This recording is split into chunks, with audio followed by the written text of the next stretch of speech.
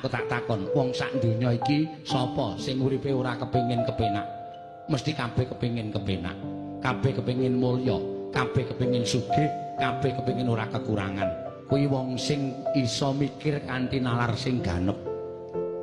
Yen kowe kok pitungaku kok kaya wong ra normal. Urip kaya ngene kok tok lakoni, monggo uripmu kaya ngene iki pendak dina tok lakoni kanthi seneng. Senenge nggo napa aku tak takon. Senenge nggo napa? Mangkir yen to Mremban. Nuwun sewu. Ukuran sampeyan ngoten monggo. Ning ukuran Semar kok mboten kaya ngoten. Lho, ukuranmu urip ning alam padang ki piye?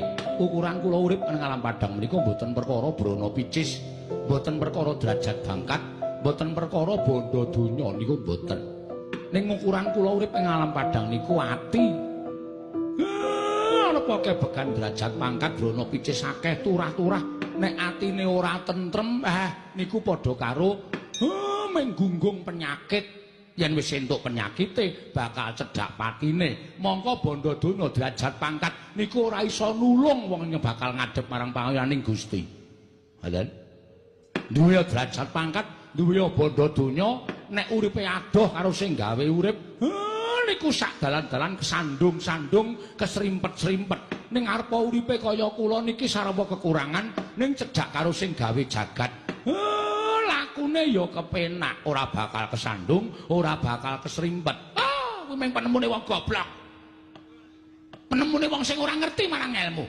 Sing kandha sapa? Wong sugih, wong duwe derajat kok adoh karo sing gawe urip. Ming gumantung karo nggone ngrasake. Ning mesti adoh karo sing gawe urip. Jalaran apa kok iso kaya kandha kaya mangkono? Mergo derajat pangkat niku sing iso micake wong.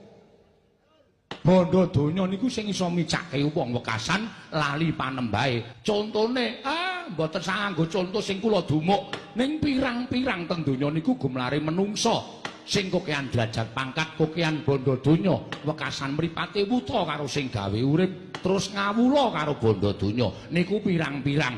Ning ya ora akeh sing duwe derajat pangkat, sing duwe bondo donya.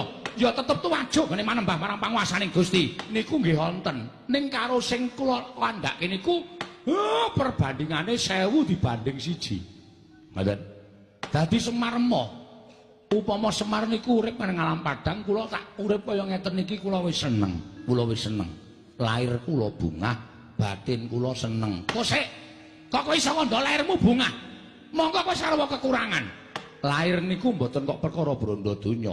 Ngoten. Tumrap kula bondo donya niku nomor ping pinten.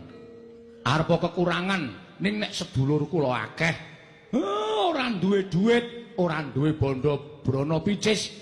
Ning nek sedulur kula pirang-pirang niku rasane kaya wong sugih dhewe sak donya. Arepa sugih bondo donya, duwe derajat pangkat, nek ora srawung karo kiwa tengen, ora srawung karo tangga teparuh, niku ngrasake melarat dhewe sak donya.